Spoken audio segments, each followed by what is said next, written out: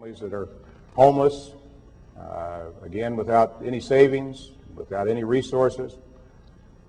So we need to show that Enron is a caring company. That's part of respect, that's part of integrity, that's part of excellence.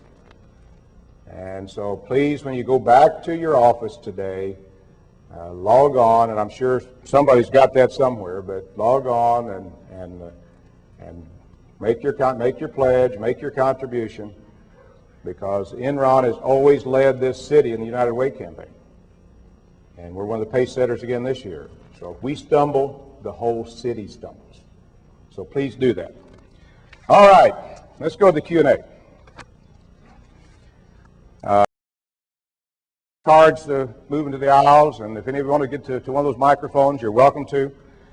Enron created a new all-employee stock option plan. Options were struck at, of course, 65 PE, $83 a share. Individuals who are perceived as being responsible for inflating our PE ratio. Well, we thought it was kind of fun at the time. We weren't trying to inflate it. We had a lot of real value there that the street recognized. Today they're not recognizing, even the basic value of what we're doing. And of course, in many cases, monetized or went ahead and exercised their options. The other 19,900 employees now have currently worthless, overvalued options at $83 a share. Since this has affected morale company-wide, wouldn't it be simple to revalue these options rather than risk alienating Enron's most valued asset, its intellectual capital? The last part I totally agree with. Now, I've already announced what we're doing to that. But I want to go ahead and read this because I expect this is or at least the opinion of a lot of our employees. But we really can't reprice them.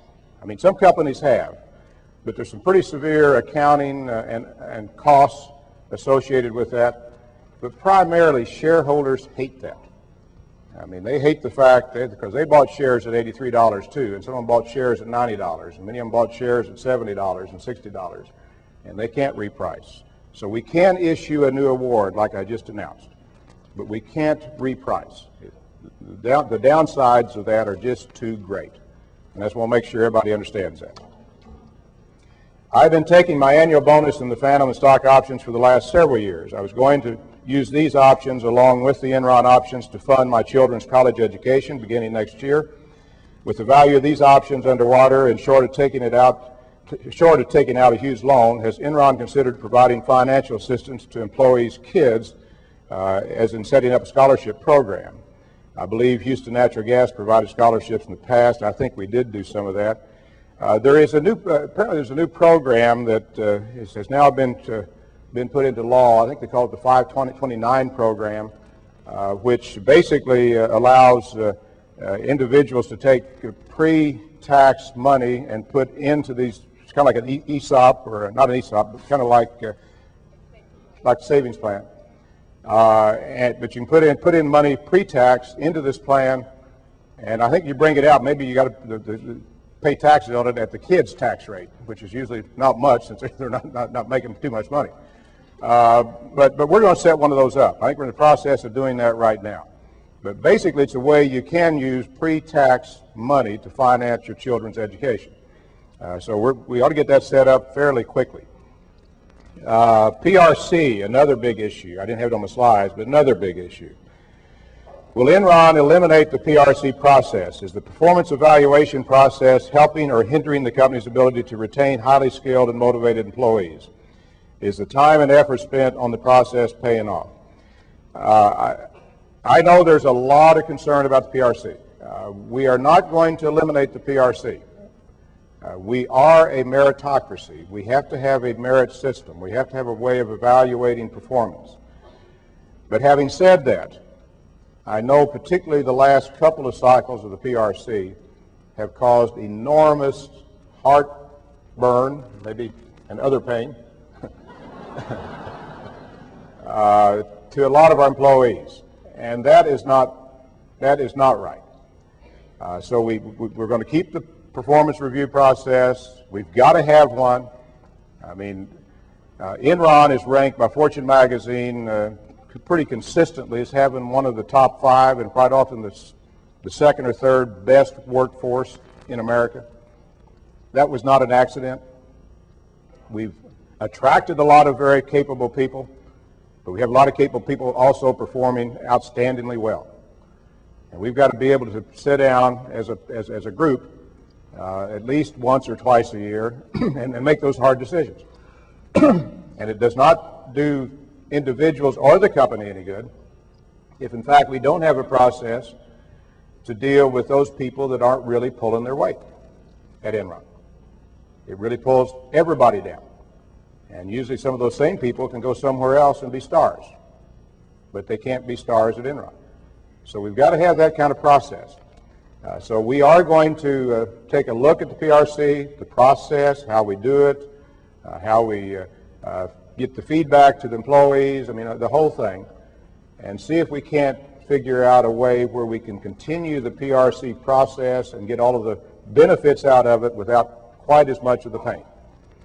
And we'd welcome any suggestions you have. I think Cindy and Steve are going to be setting up an employee committee to kind of help us on this, but basically we'd like to have input from all employees. Now, she gave me one internet address that maybe, in fact, if you can remember this, but performance management, but PERFMGMT at Enron.com. But you can just get online and send her all kinds of suggestions. Isn't that right, Cindy? All right. Don't know what she's going to do with them, but send them to her. No, we will seriously consider them. We really will, because we all understand that we need to improve this process. A very necessary process, but certainly can be improved. Enron's redeployment is a joke, and I don't think that was meant as funny, but most people in this area are not receiving any help in finding new positions with Enron. Only if they are lucky will they find something on their own. We are losing really good people through this process. It will be hard to replace. After all, not everyone can be an analyst or an MBA. It takes people at all levels to keep the company running. A person who works at a job and has no desire for advancement is still filling a needed position. The fact that they don't care to advance means that you don't have to worry about having to replace them, and I agree with that. And I've got a very basic philosophy. Every employee at Enron can make a difference, a positive difference. I don't care where you are. And you're right, you don't need to have an MBA. You don't have to be an analyst, or you don't have to be a lot of things. But every employee at Enron can make a difference. Now, it's up to that employee to make that difference, and I'm talking about a positive difference. But indeed, we work hard on this redeployment, and it does work sometime.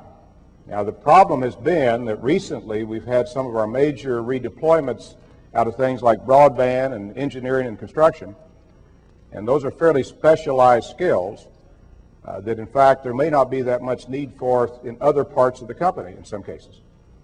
And I'm sorry about that. I mean, I wish there was something we could do about that, and certainly if it looks like we got some very capable, bright people, we can kind of retrain a little bit and use them we want to, and we try to do that.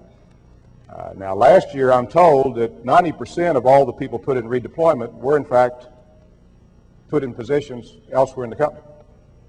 So last year it worked incredibly well. Because of these specialized skill problems this year, it's more like 45%. And that's the reason I think some people believe that it is a joke.